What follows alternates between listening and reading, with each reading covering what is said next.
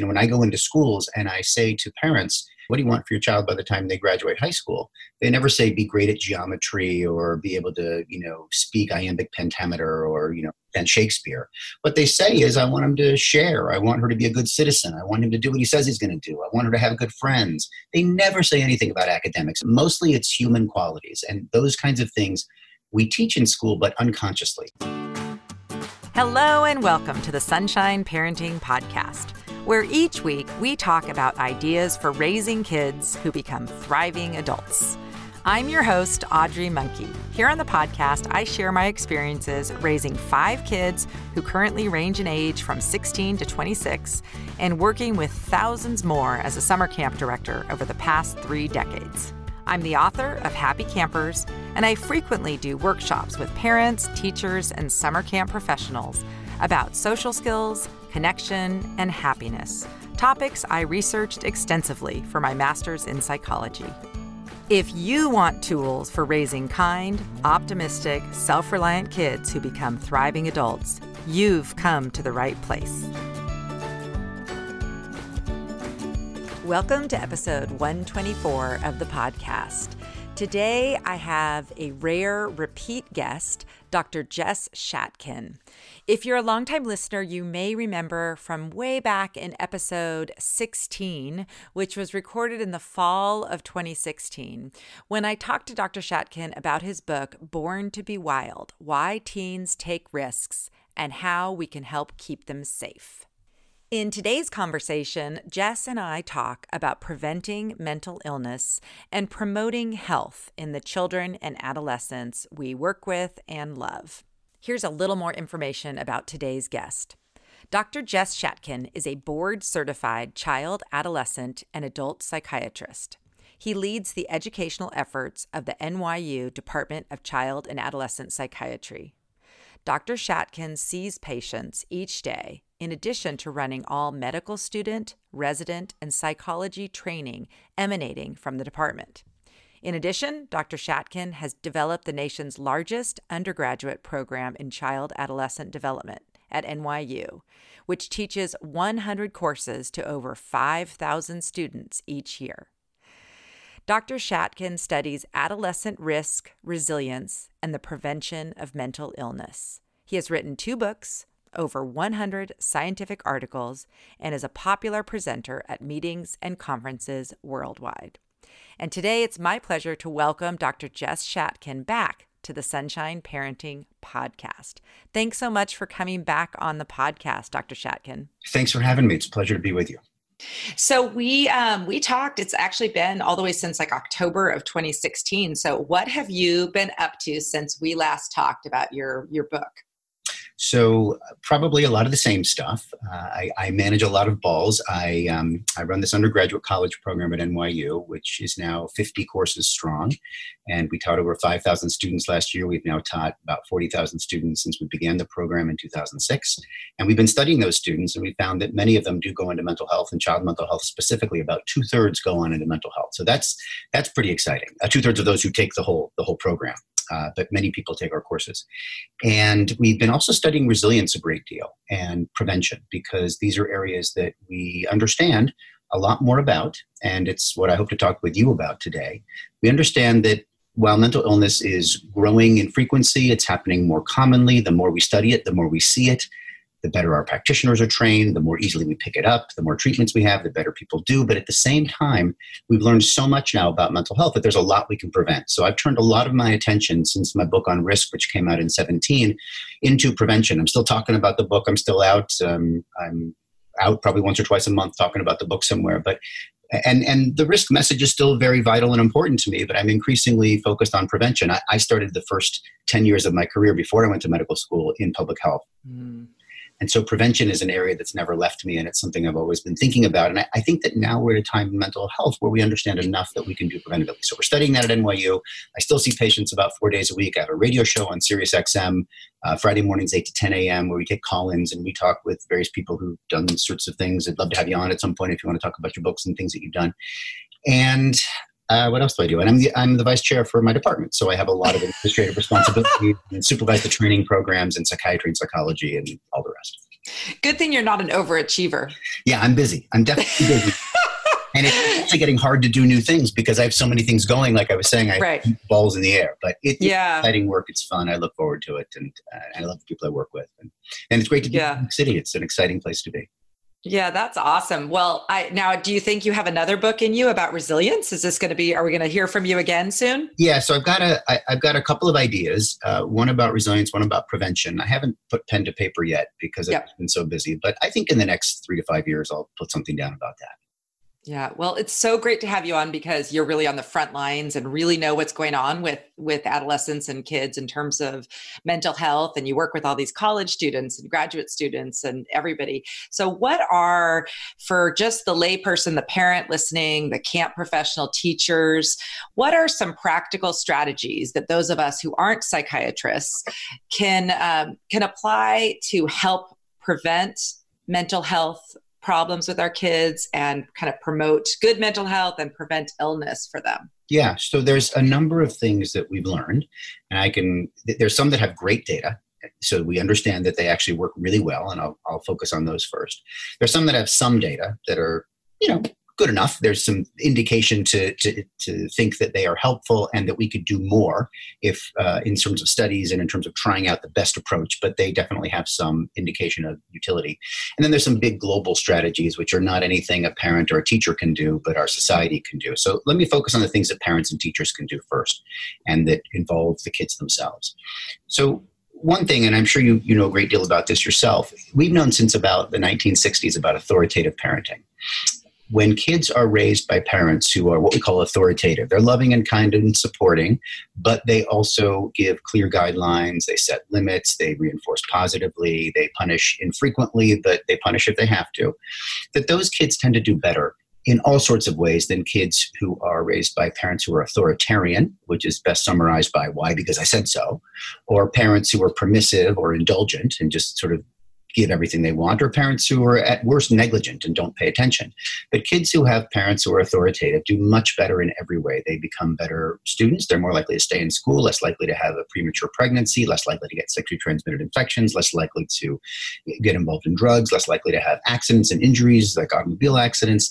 They are more likely to go to college. They're more likely to be healthy adults and not have depression and diabetes and all the rest. There's an amazing power of parenting. And there's lots of books, and I won't write one because there are so many good books about the parenting strategies that work.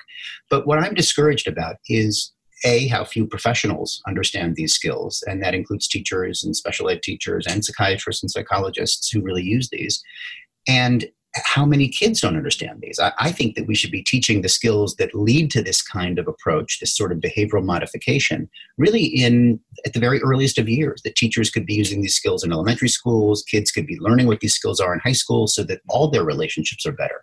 Because basically it's the tools of behavioral modification, and I'll go through them.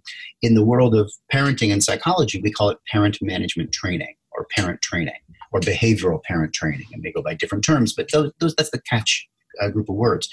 And this has been studied since, 66, 67, and we know it works really well. And we have lots of data. In fact, it's one of our most evidence-based psychotherapies. And it's really coaching. It's actually really fun to do with parents because you're not saying, tell me about your mother, an hour a day 4 times a week. You're actually saying, let me help you to manage your child. So positive reinforcement. Sounds simple, hard to do, particularly when you're tired, stressed, angry, frustrated, got 30 kids in a classroom or 3 kids and no spouse, and where's the food coming from, and all those kinds of things. But positive reinforcement is very effective, as are what we call effective commands. So it's a mistake to ask your kids for things. It's unless no is an acceptable answer. It's not a mistake if you give them a choice. Would you like to wear a sweater or a jacket? It's cold tonight. You get a choice. But it's not, do you want to put on something? Or do you want to brush your teeth? Or do you think it's time to do this or that? Or how about cleaning your room, buddy? Or those kinds of things. Directive commands that allow people to know what you're very clearly telling them, not asking them. And then you can praise them by labeling exactly what they did right. I know it sounds really simple. I use it with my employees. I use it with our residents and trainees. I use it with the people who work under me in my division. I use it with my boss, my chair. These kinds of things are really effective. And I use them with my spouse, and it just ubiquitously, my kids and everything. So the next thing is the third thing then. So it's positive reinforcement, effective commands. And then third is selective or active ignoring. And you don't want to ignore the child. You ignore the behavior that you don't like. When we get into grandma's house, they ask the same question in class 3 or 4 times. You can let them know the first few times after they do this, okay, I'm going to ignore future questions in this area because I've answered the question already. And then you don't just ignore the behavior. You have to couple that with positive reinforcement for when they do what you want. So you wait until they're doing what you want, and then you notice that. And then scheduling kids and using reward programs. And those are the next 2 strategies. That's 5 strategies. And then the last 2 are limit setting, consequences, and for little kids, timeouts and punishments like that. But these skills are remarkably effective. And, when we have kids who have oppositional defiant disorder, which is a very disruptive kind of behavior in young children, we teach parents these skills in 4 to 8 hours. And they, even a year later, have a 50 to 70% reduction in their kids' disruptive behaviors. So that's an area that I think we should all be learning. And it actually, now we know it keeps kids in schools. If you keep kids in schools, you prevent a lot of bad things happening. By example, back to the adolescent risk, we know that about 30% of people, of girls, drop out of high school. And girls most often drop out of high school because they're pregnant. We know that 51% of Latina teens in America get pregnant at some point. Getting pregnant really limits your opportunities. Unless you're planning to get pregnant, you've got a family and support. What happens is you either have the baby or don't, but usually school is compromised. Usually your academic future is compromised. Very commonly, those kids then slip to the bottom of the social rung. They get involved with drugs or they get involved with bad behavior, and they end up then not advancing to the degree they could, having the career they want, having the future they want, and then their kids grow up in that same environment. So this is what I mean by prevention. Yes, it's a few years out. You've got to plan these things, but we see a lot more mental illness amongst kids who drop out of school, amongst kids who have premature pregnancy, amongst kids who have accidents and injuries and sexually transmitted infections. And these kinds of things will help us to manage the behavior of kids better so we don't get to that point. So that's really one big strategy, is authoritative parenting taught through parent training. So when you talked about the parent training, you said there was like a course, like a 4 to 8 hour. Yeah. Do you have something that you're using in schools, or is there something that you're already doing with parents? Yeah, I have a manual. I have a manual that I use, a 100-page manual that I teach our trainees in, but it's really just my, greatest hits of parent training. There are great books out there. There's a book by Alan Kasdan, Kazdin, called Parent Management Training. There's one for professionals and one for the lay population. There's a great book by Cynthia Whittam, Whitham, called Win the Whining Wars and Other Skirmishes. There's Parent Effectiveness Training is another book. There are a bunch of good parent training books. And again, that's why I suspect I won't ever write one, because it's there. It's just, Right. Needs to be. But when you say like it should be maybe in high school, or when should these skills, like you say, start teaching them early? So, I mean, I agree that maybe these skills are something that are just kind of communication, relational skills that everybody needs. So do you teach it as in high school, or when would you? Right. I think that teachers need to learn this as a part, and I know they learn some of this, but I think teachers need a better grounding in this as part of their education as teachers. I know they get some education in how to manage a room, but increasingly, my kids went to public schools in New York City, 28 to 35 kids in a room, one teacher. And if you've got a couple of disruptive kids, or a couple of kids who aren't paying attention for whatever reason, all of a sudden 80% of the teacher's attention goes there. And how do you manage them? And so I think our teachers need more support with that. I think when the kids see the teachers doing it, they'll learn a little bit by osmosis. And then I think we should start actually teaching behavior modification, emotion regulation, emotion identification at the earliest of ages. There are a lot of pre-Ks and kindergartens where they teach kids how to recognize emotions in faces, or they practice that. I think that's a great endeavor. I think helping kids to understand their emotions at an early age, to know when they're feeling sad, angry, happy. I saw an 11-year-old boy yesterday for an evaluation who's dealing with anxiety and some inattention, and he was really able to articulate his feelings. And part of that's from his family, and part of that's from his school. He goes to a private school in New York. They're paying attention to this, and they're actually helping these kids to articulate what they're feeling. And it's not making them mushy. It's making them much more clear about what they're experiencing. And so much of what we focus on in psychotherapy for adults is, and kids too, but what are you experiencing? How do you know what you're feeling, so that then you're able to address it and sort of see it on the screen in front of yourself and make some choices, as opposed to be led around by your emotions blindly. So this is an area that I think we could address in school with teachers. And then, of course, I don't know how you make this happen politically, but this is I think that every hospital, or every pediatrician's office should have some of this core stuff that you teach lactation when a baby is born, and they teach diaper changing, and a baby doesn't need all that parent training, but by 2, you really need those skills as a parent. How do we get that to parents? Is that online programs? Is that better YouTube videos? Is that every parent gets the book at birth? I don't know. Is it mandated that parents, when they enter their kid in preschool, that they get 8 hours of education? I mean, it really is a training that's remarkably helpful. And you can in 8 hours. And so preventative, like you said. I mean, think about the ripple effect of if you get parents better trained. Well, this is what I've always thought, like the camp counselor training that we do is a lot of this stuff that you're talking about. It's helping them, using positive words, ignoring things, pointing out the kid that's doing the thing right so that the other kids see that you notice that. It's all this basic stuff, but most of them have not experienced it themselves before they've come to camp. And so they will tell us afterwards that because of the training they got at camp, they're a better parent. They're great teachers. And my daughter, who's a teacher, we were talking before we started recording, she has been astounded at how teachers don't know how to relate to kids. Yeah. That they go through their teacher, they get their credential, and they know all about, physics or English, but they don't know what, their kids need in order to feel belonging, connection to the teacher, and a desire to learn what's being taught. And you really, I always say like connection before everything else, connection before correction, of course, but also just connection before learning. A kid on the first day of school is sitting in that class of 30 and they're thinking, who's here? Am I going to have any friends? Who's going to, be my partner at this science table? The teachers need to address that, like do a few team building activities like we do at camp. It might take 5 minutes, and then you have this connection and the kids are looking forward to going into that room and feeling part of this community.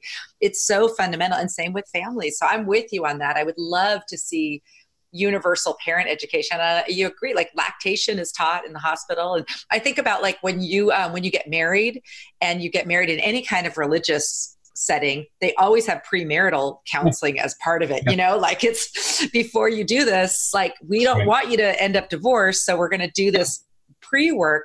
Gosh, if parents, I would think parents would really desire that too. Like if it was available online or in pediatricians' offices, for example, every time you go for a well child check, you get 45 minutes with the social worker or with the nurse practitioner or with the assistant who's been trained in this, because it's not rocket science, but it's very practical. So that kind of thing I've proposed before, and there are complications, but it's something that even offices could bill for, and this could be a legitimate insurance prevention strategy that we use.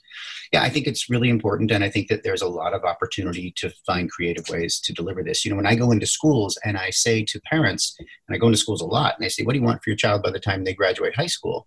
They never say be great at geometry or be able to, speak iambic pentameter or, and Shakespeare. What they say is, I want him to share. I want her to be a good citizen. I want him to do what he says he's going to do. I want her to have good friends. They never say anything about academics. Occasionally they'll say, I want him to write a good paper, because they're a particularly academic family, but mostly it's human qualities. And those kinds of things we teach in school, but unconsciously. We teach them through sports, we teach them through crafts, we teach them through drama, we teach them through music, we teach them through collaborative, work at the tables, but it's not a very thought through strategy. And I think there's an opportunity to do that. And this could be bundled with that. So it starts with understanding your emotions at an early age. It starts with understanding then other people, learning how to communicate. That's another thing. I have a whole bunch of resilience education that we do with the college students. We've studied, we found effective. It lowers their anxiety, improves their mood, improves their coping skills, lowers their dysfunctional attitudes. And I can go through that too if you want. But the skills there are things that we teach in college. And these students, they've never had this before. And they're quite surprised to get it. Think one simple thing, we spend a third of our lives asleep, yet nobody knows anything about sleep except for people who study sleep. And then there's a lot to know about sleep. Now, you may not be able to make yourself a perfect sleeper by learning about sleep, but you can do a whole lot better than you're probably doing now. And it makes a big difference for people. And so having neuroscience in school, and I think that we could call it neuroscience, but through that, we teach resilience, we teach emotions, we teach sleep, we teach nutrition. We have over 35% of children are overweight or obese in this country. It's about half overweight, over 85th percentile, about half, about 17% are obese, over 95th percentile, higher numbers amongst adults. There's a big problem with nutrition. And exercise is great, and exercise is great for mental health, and we'll talk about that too. But you gotta address nutrition if you're going to stay at a healthy weight. It's not just exercise, because you don't burn that many more calories exercising compared to what people eat. So you really have to understand nutrition. Why aren't we teaching that in school? I had home ec. I learned to cook. I had typing. I learned to type. I keyboard about 80, 90 words a minute. My kids who spend their life on keyboards never got a typing class. They type about 35 words a minute. Why is that? Oh my gosh, this has driven me crazy for so long. I took typing as a 9th grader in high school, loved it, on real typewriters back in the early 80s. And yes, I've been appalled. And then I tried to get my kids to do the online things, but 100% when we're all they're on computers, you're so right. Like we're teaching these funny things that maybe we don't use, and then these important skills that we really need are not being taught. I finished graduate school and I needed a job for the summer while I was looking for a job in my field. And I moved from North Carolina back to San Francisco, and I got a job. This is 1988 as a word processor. They just had computers just sort of coming out, but I knew how to type well. And I got a job at $13 an hour. Back then, 1988, when the minimum wage was about $3.50 or $3.25. And that was a big deal. That skill got me a job, and I worked for a summer, and I made $3,000 or $4,000 so that I could then start my job. Anyways, amazing. And I think that there are things like that we've forgotten. I'm not saying we should go back to the old days, but I don't think we need to teach them on typewriters. But they need to learn a keyboard, and they need to learn sleep, and they need to learn neuroscience, and they need to learn resilience. And I can go on into other strategies too whenever you're ready. Well, I think we're going to maybe overwhelm people because you're so let's just decide. I mean, there's a couple things I want you to talk a little bit about sleep. And I know it's something that I recently read, and I don't know if this is you found this to be true, that before the light bulb, people slept 11 hours a night. Is that true? Well, yeah, so I teach a class called While You Were Sleeping at NYU, and it's a sleep class we teach every semester, and hundreds of students take it because they want to learn about their sleep. And we've studied the students who take the class compared to students who take other classes in our department, and their sleep improves and their mood and anxiety improve when their sleep improves. So we believe strongly in this. And one of the slides that we have in our slide deck is "Damn you, Thomas Edison," because once we got electricity, we started doing things that we didn't normally do. And if you look back at old literature, even like the Canterbury Tales, Chaucer, or you look back at old historical accounts, you'll hear about people sleeping many, many hours, or the kids and the parents going to bed together often, and the kids sleeping 11, 12 hours, the parents sleeping 4 or 5 hours, waking up, having a snack, praying, eating, maybe having sex, going back to bed for another 4 hours or so. And people really getting about, adults 8 hours, kids 11, 12, 15, depending on what their age is, hours of sleep. And it's really changed dramatically. Part of that is screens. That's the biggest infraction we have right now, but it's really about light. And we're not going to get rid of light. So we need to learn to function with light. Yeah, well, it's remarkable how I agree with you that the first thing is just parents understanding just communication, how to relate to their child and have this, authoritative style. But that sleep thing is so critical. And I think for parents too, because when we don't get enough sleep, we are not good with anybody. So it's like everybody is sleep deprived, it seems like. Everybody. The WHO did a great statistic a few years ago, World Health Organization. About 3 years ago, they said that of the 7 billion people in the world, 6 billion have access to a cell phone, but only 4.5 billion have access to a working toilet. So the world has changed. Everybody's got access to a cell phone. The screen is ubiquitous. It's there. And we have to learn to deal with it. So, in my book, I wrote down some screen rules, but those screen rules are very, very effective. That parents own the screens, that parents make it clear that they own the screen, that they use the screen as a reward or an opportunity. They can call it their phone. The kids can call it their phone, but the parents are the ones who really have to manage that.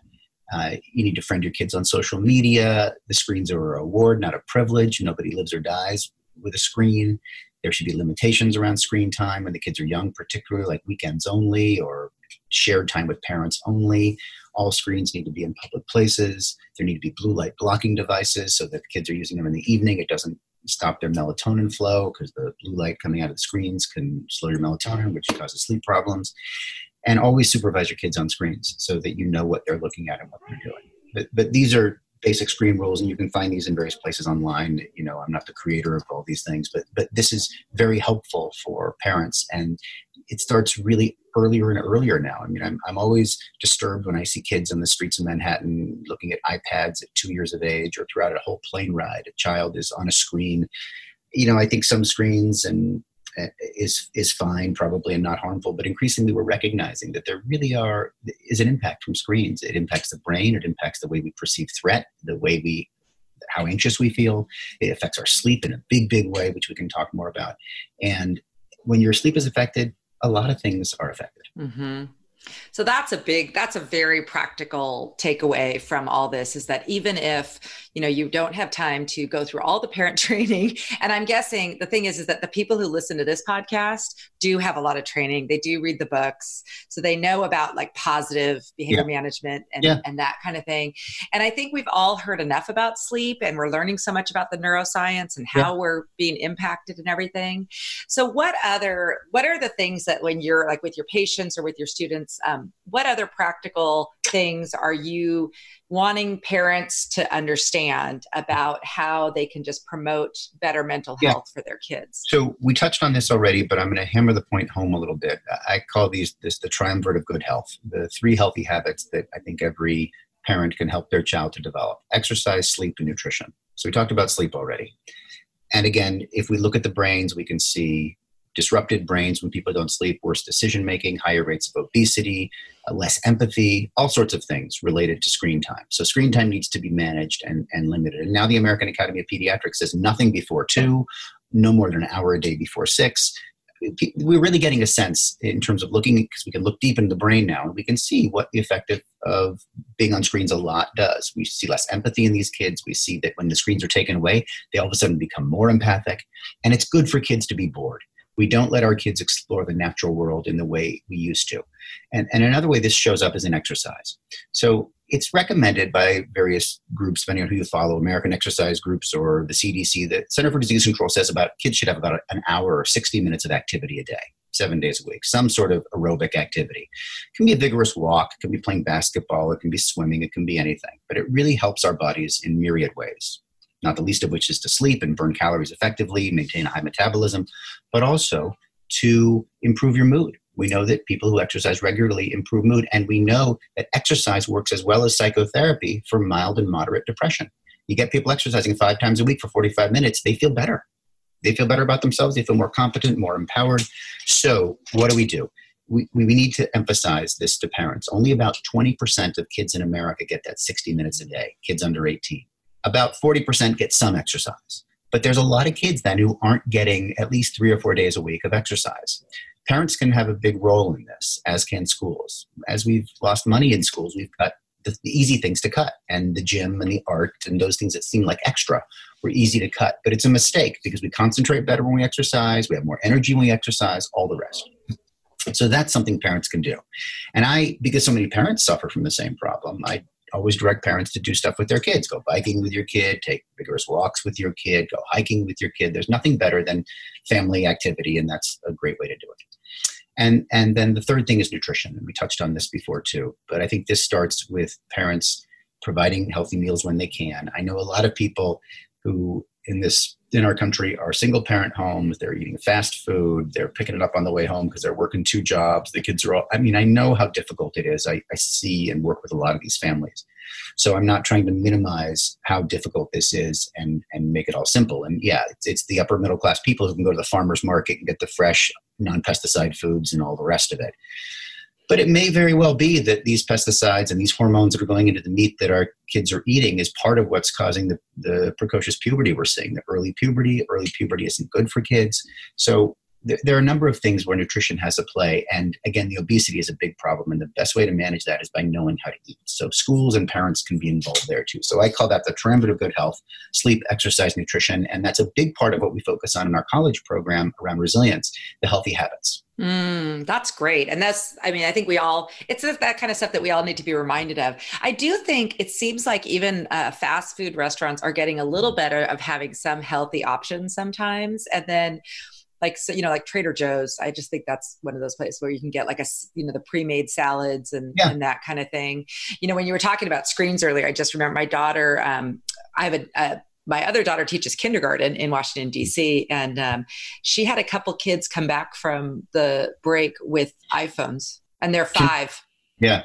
And I was like, oh my gosh. It just, cause it was like, my kids are 16 to 26. So I was very fortunate with my older ones. It was pre-smartphone, pre-social media until they were like high school, college. So they escaped childhood without, there were computer games, there were some Sims and some things, but we had like it was so easy on your computer. You could put these limits, like, after 30 minutes or an hour, you're cut off and it logs them out. It was so great. My husband had that set up.